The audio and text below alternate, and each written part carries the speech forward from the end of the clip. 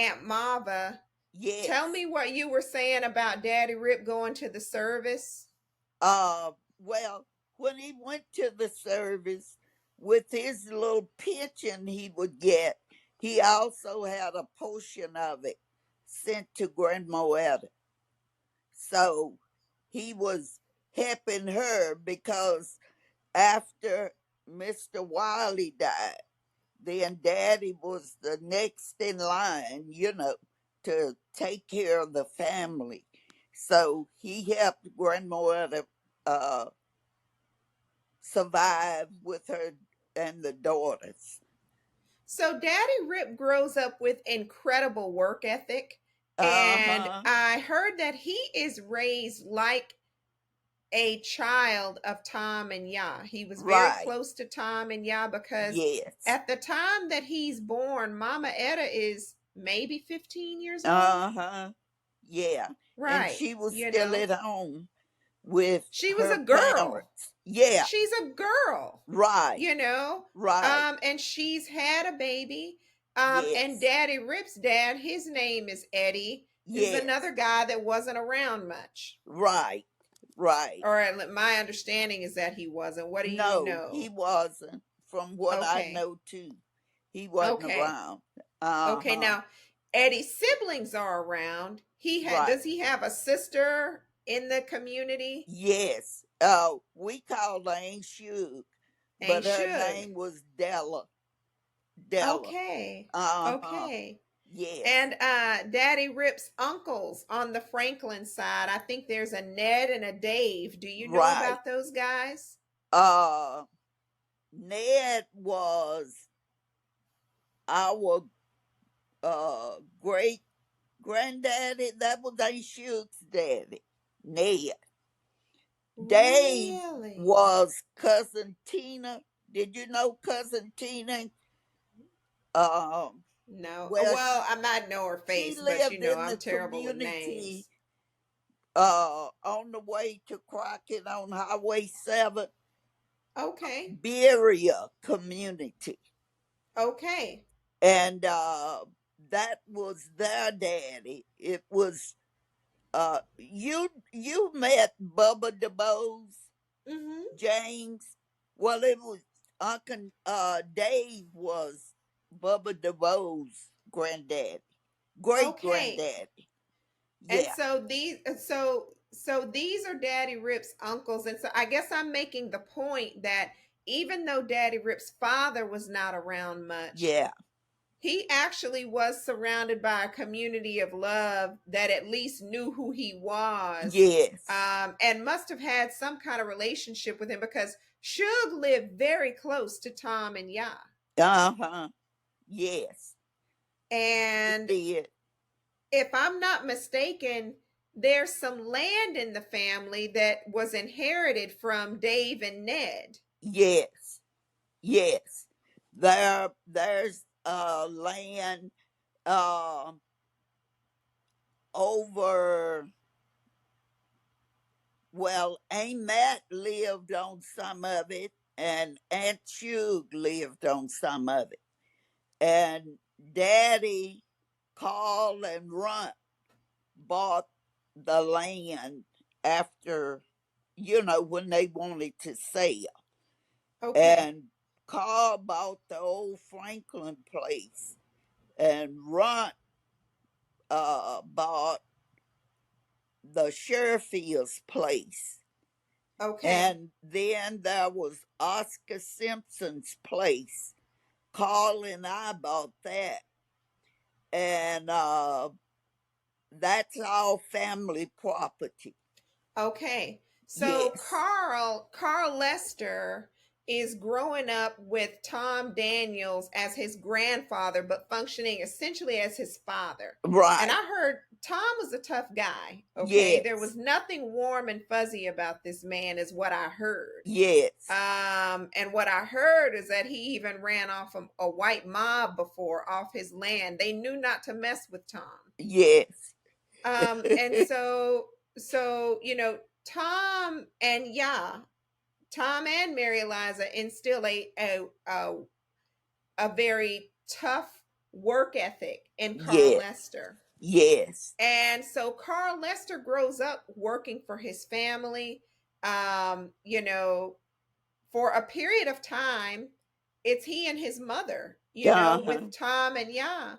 And Yes. eventually his mother meets and marries Oscar Wilde Sr.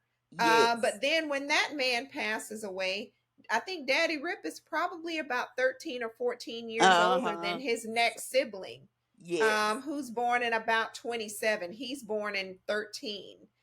And Yes. I'm making the point that he was kind of the man of his family for Yeah, most he of his was. life. You know, really, he, He was.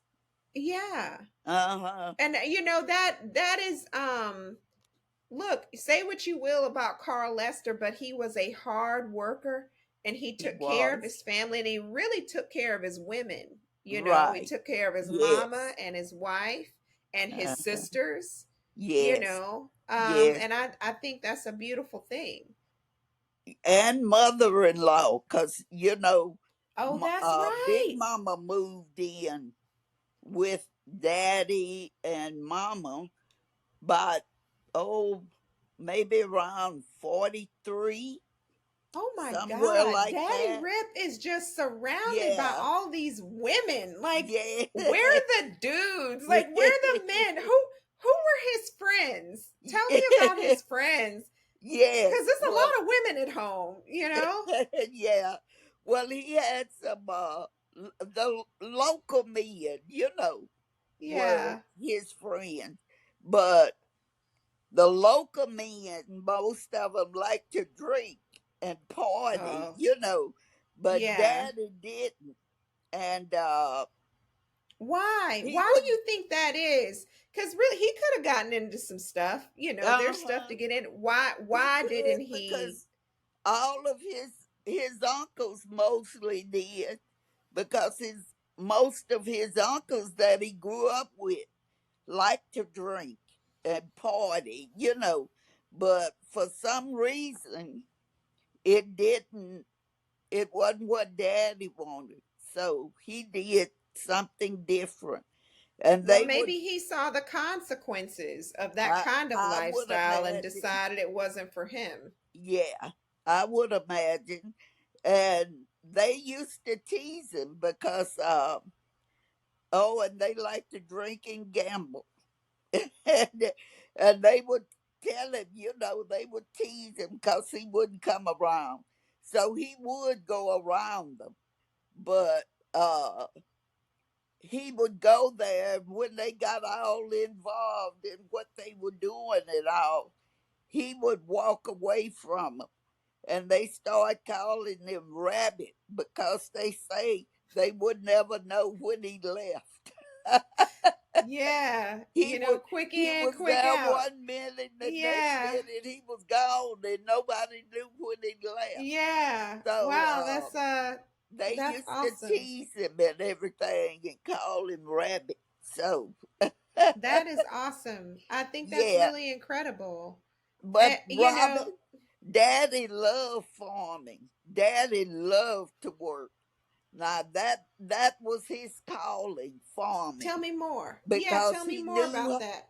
he could grow anything, whatever. He knew when to plant, when not to plant, and what to plant.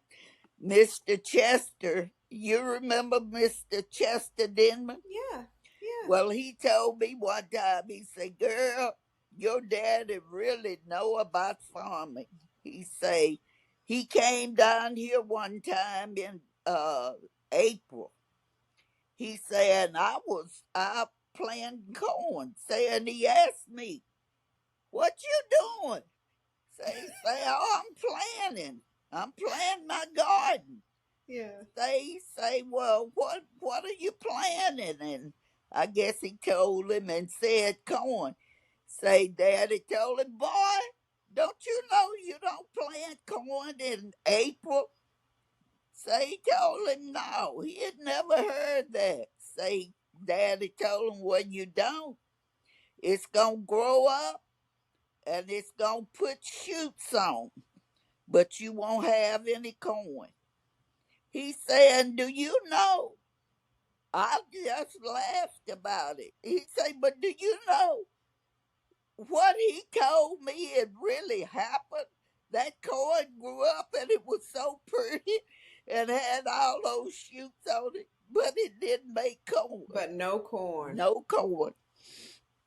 Well, I have heard Daddy Rip's garden is now legendary. I mean, not just the garden, but the farm. I heard Mama Yes, Dud had a garden right by the house, right. but then Daddy Rip farmed like Yeah, acres of farm, yeah, and that his food fed not only the family, but right. also the community. Like Yeah, he would leave food behind that the yeah, community could come harvest out of his farm. yes. He That's a did. beautiful thing. Yeah, yeah, That's a beautiful thing. right. And, clearly, Mama Dut is very supportive of this. In fact, she has her own garden, which Yeah, also, feeds the family and the community. I yes, just think that's lovely. yes. That's right. It's selfless. These Yeah, days, people aren't completely selfish these days. I don't mean to suggest that, but yeah, that level of community support is almost unheard of these days. yes. That's true. And yeah, I mean, many times when we are getting food, there's an economic exchange, food for money. My Yes, understanding right. is that Daddy Rip gave a lot of food He away. did. He did. And sometime we would pick it and he was going to carry it around. I'm sure he gave more of it away than he sold. So, That's oh goodness. beautiful. But I we, mean, it's a good thing. He's a good guy. yes, yes. And he was determined, for his sisters to go to school. So, Yeah. Well, and his daughters. I mean, yes, so, Aunt Mitty and Aunt Ollie, they uh go on huh, to college and finish with their teaching yes, certificates, and his younger brother, Oscar. yes, And Oscar the second, Oscar Jr., he's a special story because he gets a master's degree. Eventually, he gets a doctoral degree. right, This man was a pastor and yes, then kind of an elder in the CME church, yes, and just has an amazing Wiley family. And I yes, can't wait to talk to them more about their memories of their early childhood right, and family history. But a yes, lot of my point is that a lot of good came out of that largely black, yes, largely marginalized, right, economically poor, right. disenfranchised community. All that pressure made diamonds. That's true. Um,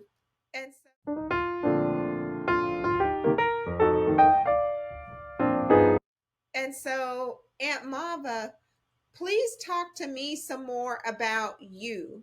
So you're born into this Creth community by the walnut tree, and your dad is a hard worker. Your mother is largely a homemaker at this time with small children, and she's helping to teach y'all. Tell me about your school experience. When do you remember going to school? Just anything you Um, can remember. well, I remember going to school about 5, I guess, because, you know, Grandmoetta had a sister named Stella, Mm-hmm. and Stella had a daughter named Annie B. And Annie Okay. B was along with Aunt Mitty and Aunt Ollie. So she Okay. went to college also and finished. Hey, and so tell me about those children again. Uh, Grandmothers's daughters, Mitty and Ollie, and Aunt Stella was Grandmothers's sister. Mm-hmm. And she had a daughter named Annie B. Johnson. Mm-hmm. And Annie B also went to college and finished. And when Annie B finished, she worked at a place called Augusta. That's Okay.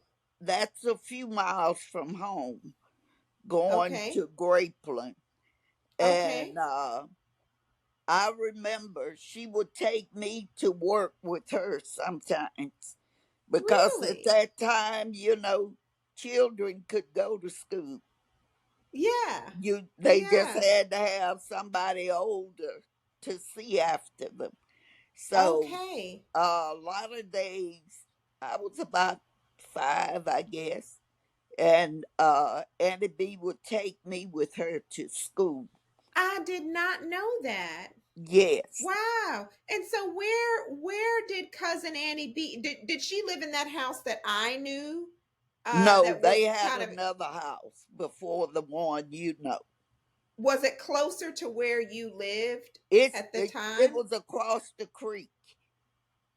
Go Okay. across the creek where our old house was, and grandmother's house, and then Yes. up above grandmother's house, it was Aunt Stella's house. Okay. And cousin Annie B was with Aunt Stella at the time. Yes. And so it was, Well, and no, cause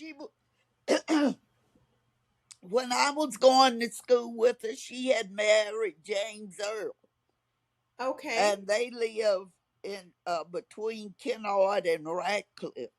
So I And kind of remember that place, I think. yes, and uh, Annie B and Annie Earl, I mean Annie B and James Earl had Annie Earl at the time, and they would come through home because they would Aunt Stella would keep Annie Earl while she was Okay. working. So when they I came want to, through to bring Annie Earl, they would pick me up and I would go to school with Annie B. since we're saying Annie Earl, I want to pause for the cause and give her her flowers. So Annie Earl is your cousin, my Yes, cousin, yes, and she's a lovely woman. She's gone to glory now, but yes, she was a teacher for many years. right, And her daughter was a swimmer, and her yes, daughter was such a talented swimmer that she got, I think, a full ride to Howard University swimming. I yes, guess this would have been in the early 2000s or so. yes, probably um so. well, right. And so she is a lot of the reason why my daughters today are swimmers and Okay, involved in swim as a sport. She told me, don't let them quit. yeah, One of the last times I saw her before she graduated to heaven, she yes, said, look, sometimes they're going to want to quit, don't let them quit. uh-huh, And it really worked out for her daughter. She was a lovely, lovely, lovely woman, and she took care of the yes, family. And I'm not surprised, because you're saying her mother was that way. Her mother, literally, her mother could have just gone to work, right? She didn't yeah, have to come pick you up. right, But she would detour to pick you up and take you to the school. yes, yes. And I guess That's great. at the time I was about 5. So and cousin Annie B is a teacher. Yes, she And was a so teacher also. was she ever officially your teacher, or did she just kind of take you up to the school so you would pick up a few things? I don't think she taught me. She just carried me to school with her when I was small. Okay. And Uh-huh. so when it was finally your turn to go to school, talk to me about what you remember about your school experience. Uh when I was 6, when I turned 6, we went to a school that was in Glover, in Mm-hmm. the Glover community. And Yes. the name of that, the where the school was Germany, and it's Mm-hmm. over on Highway 21. So Uh-huh. that's where I went to first grade in And it's Glover. called, is it Glover Colored School? Yeah, I'm sure it was Glover Color School because we didn't have whites there. So Right, yes, right. Well, are there any, I mean, colored? in my mind automatically means black, African Yeah, American, of that's African true. descent. That's Are there true. any other ethnicities represented in that school at all? N- Latinos, Asians? no. Is just black, black on Yeah, black on just a black? black school district. Well, Okay. where we were, the school was just black. Now the Okay. whites had a school. That school was over off of 21. Okay. Uh huh. And And describe for me what the white school looks like compared to what your school looks like, well, just now so our I children really can't understand. remember, Robbie, Okay. but I do remember a school. But I looked at anything. I can't remember that. But I was Okay. where we were in Germany. It was just a long building, with rooms. So, uh, Okay. like they fix most black schools And in my day. how long were you in that school? You're 6 years Uh, old entering. I only went there for a year Oh, because okay. after Bobby and Carl went there longer than I did. Right. Uh, but I went a year, and after I went that year, they consolidated Glover School with Crockett Raft Bunch Okay. School.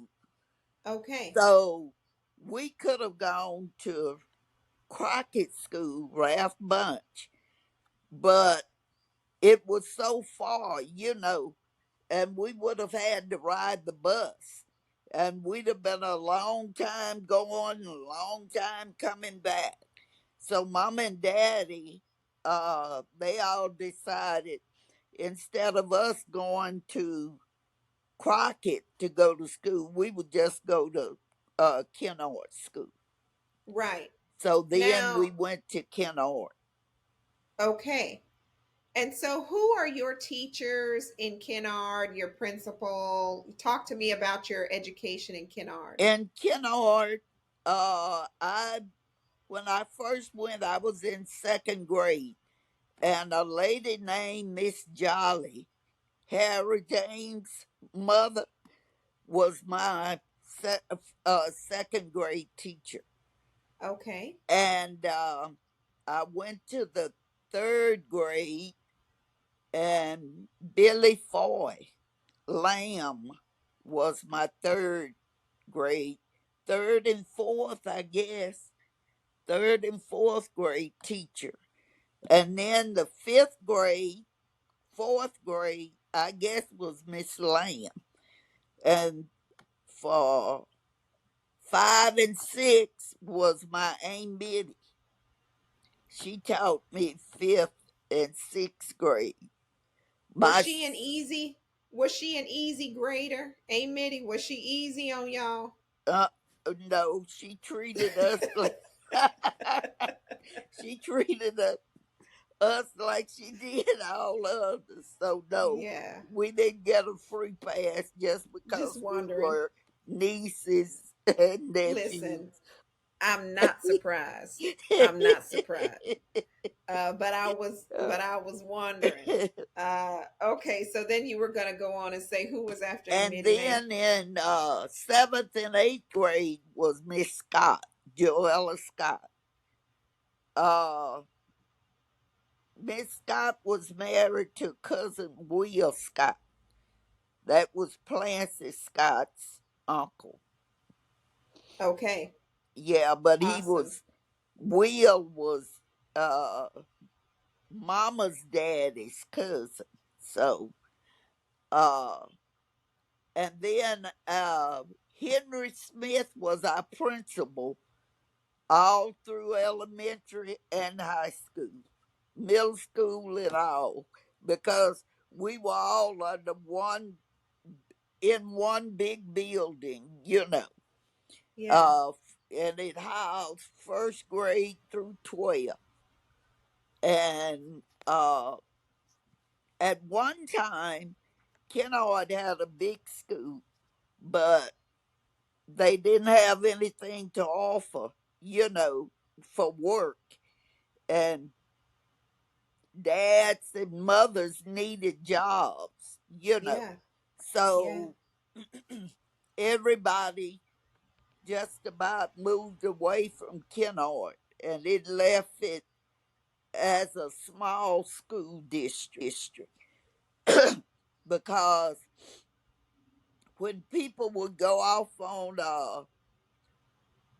during the summer, a lot of people would go to Arizona, somewhere out west, Rochester, and pick cotton.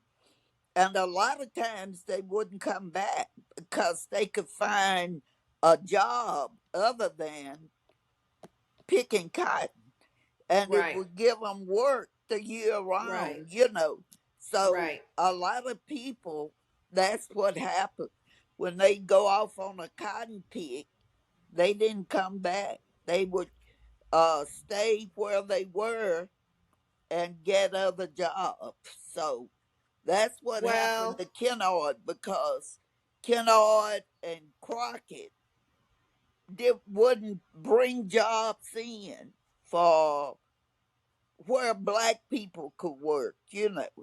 So so I'm glad that you said it and I didn't even have to bring it up. See, at the time, there are hardly any options for black folks back there. We couldn't get farm loans. that's true. The Forest Service on some level doesn't recognize our ownership of our land, and they're That's taking true. people's land, not just our land, but other Yeah. other families Other. I've heard are Yeah. still, litigating Yes. the ownership of their land right there in Houston Yes. County, in the community. And so when you're black and poor and you have no agency, there's no economic opportunities, all you can do is leave. I often wondered, well, if we had so much, we had all that land and food and community, why leave? Well, Yeah. this is why. This is Yeah. why there's no That's why. money. That's There's why no people left. money. That's true. Yes. That's why people left, because they didn't have jobs, and they couldn't support their families like they wanted to. Yeah. Uh huh. Okay. And Yes, so, did you graduate from Kennard Colored High School? I did. I graduated in 1961 from Okay. Kennard Colored High School. And so, Aunt Marva, were you a good student? Well, I tried to be. I bet you were. I You strike tried to me be. as a good girl, but did you have a wild streak, back? Tell me about No, you. I didn't. I didn't. I was settled. So, You played it no, safe. Did you ride to school with Aunt Mitty in her I car? did. Most of the time we rode to school with Aunt Mitty. Yes. Okay. Yes. And is Uncle Carl in the car with you when you ride to school when you were Yeah. young? Yes. Yes. We would Okay. all ride with her to school. Yes. Is there ever a point when all of y'all are in the car going to school with Aunt Mitty, Uncle Carl, Aunt Nanny, you, Uncle Sonny, my father? Is there ever a time when Um, all of y'all are going to the Let me same see. place? Was I don't know if Runt was old enough to go with when Carl was there. Carl had probably finished when Runt That's what I'm started. thinking. Yeah. My father really idolized his older brother, really. Yes. My father describes just trying to run behind him and be where he is all the Yeah. time. Of course, Yeah. Uncle Carl Yes. didn't always want to be bothered with the baby, Yeah. Yeah. But they grew up to be hunting buddies and, Yes. good friends and all of That's that. But, true. back then, um, I didn't know like if they ever shared the same schoolhouse or anything like that. Yeah. Okay, and so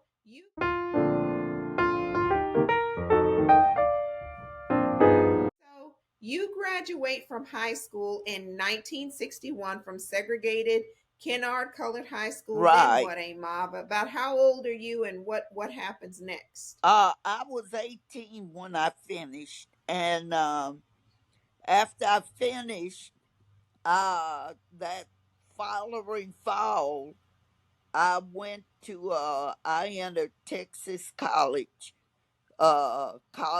in Tyler, Texas. So I want to comment here. I asked, when did our family become CME, Christian Methodist Episcopal? And I am told by Aunt Ollie and Aunt Mitty that we have always been CME. Always. That Uh-huh. Tom and Yah were CME. Yes. Yes. Was everybody kind of there on Tom's land? Did everybody kind of go to the same church or? Well, see, most at that time, Robbie, everybody mostly went to Bethel because we had a big membership at Bethel at one time because there was a community they called St. Jane, and it was up from the cemetery. You know what the cemetery? If you would Yes, ma'am. keep that Yes, ma'am. road straight on up, you So could you're talking go about to. the cemetery where my grandparents are buried. Yes, yes. Those people at St. James, mostly all of them came to Bethel to church, and Bethel had a big membership of people because at that time we were the only ones in the community. Because, see, most of Simpson Chapel didn't open up until what, the late 40s or early 50s. Okay. And so, well, I'm wrong because that was a Baptist church before Simpson Chapel. Its name was Whiteley. And that's where the Bryants belong, to Whiteley, and the Wallaces belong to Whiteley. So Simpson Chapel came into view about late 40s or early 50s. But Bethel And had been in the community. yeah, Bethel had been there for years and years. We were the oldest. I'm thinking we were the oldest church in the community.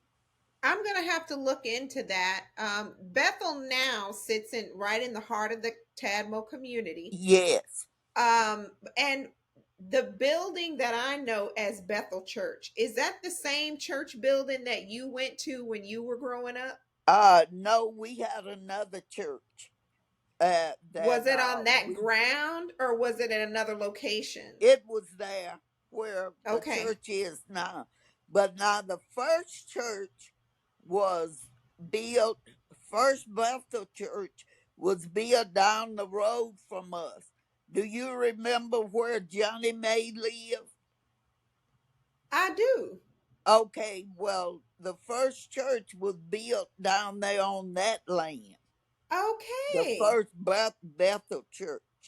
Uh Okay. huh. And And so, then, for people who are wondering, well, why is Dr. Traylor talking about um, the CME Church? You went on to go to a CME college, Texas right, College in Tyler, and so Tyler. I'm making the point that the CME Church was at the heart of our community, but the Yes, CME Church also provided higher learning yes, for the children in our communities and for the students who would go on right, to become professionals in society. yes. And back then, Robert, Texas College was a big college because even some of the Baptist kids that got to go to school, they went to Texas College. Well, it was a good school, I'm sure. Yes, At this yes, it's a historically black college, number one, so yes, you don't have to worry about whether or not you can get in. yes. um That's true. okay. And Okay, at Daddy the time. always said that it was a very good college. And he said the only thing was uh, prayer review came up and would get all Texas college teachers and Yeah. get them to come to Prairie Review to work. Yeah. So he said, yeah, Texas College had a good school. Prairie View would Until just Prairie come and View. take all their teaching. Yeah. Yeah. And so that is funny. And so you're at Texas College. Um Talk to me about your time at Texas College. What are you studying? When did you finish and what happens next? Okay, well, I went to Texas College for 4 years, 61 through 65, I think, when I finished. I majored in elementary education while I was there at Texas College. And after I finished, I worked at Kennard School for 2 years, I believe. Really, And Aunt Marva? uh-huh, I Huh. worked with the Taiwan program in reading for 2 years. So Uh, tell me, when you return to Kennard, is it still segregated? uh yes, yes. I finished Texas College, and when I went back to the colored school where I had finished from, and I taught there for 2 years. So I'm going to bring up again, this is, the civil rights movement is really about to kick off at this time. Yes. And you are a young woman with a lot of awareness of the injustice now. You've grown up in a segregated community. Uh-huh. And now you're going to an HBCU, and you're becoming even more informed of the Yes. inequities. And then you take your education, your precious education, and take it right back into Kennard, at the Yes. colored school that had graduated you. Aunt Marva, let me just ask you, at the time, what are your like political views? I mean, I know who you are. But if you would just tell my daughters, tell your grandchildren, what is your thinking at the time on segregation, on racism? What was your experience like living in that time? Well, And yeah. yeah. Well, yeah, you become aware of what you didn't have, in school, and how you had been neglected by just offering things, although we realized that before we finished school, because back in that time, Robbie, we didn't even have good books, because we got the books that the white kids had torn up and and rip some of the pages out of the book, because sometimes it take 2 or 3 books to make one book, because kids would tear the pages out and, just wouldn't take care of the books. So, yeah, you realize that you were neglected in a lot of ways Well, and from the school system. I heard that my grandfather, this very proud, strong man, this veteran, even would fall off the sidewalk if white folks were coming, to Yeah, pass. yes. What is your experience and your encounters like with white folks when you're growing up? And were you around any white people Well, on I any? really wasn't around that many, Robbie, because back in the day, we didn't have a way, to go to town and all of that. Although, after some years, when Aunt Mitty started, she bought a car, but we didn't go to town all the time. We stayed So at home, and you'd stay there and maybe sweep the yard, clean house, and do that. So I didn't really have a lot of experience. And So we didn't work out. The only place Daddy would let us go work was in the field. He didn't allow us to go work in the house of a white man. I have a theory on that because I really think Mama Dut and Daddy Rip were protecting y'all from white supremacy. Now, I could be dead wrong, but I Yeah, really think they were trying to keep y'all out of harm's way and also yeah, trying to keep that ideology from sinking in and poisoning your mind about who you are. yeah.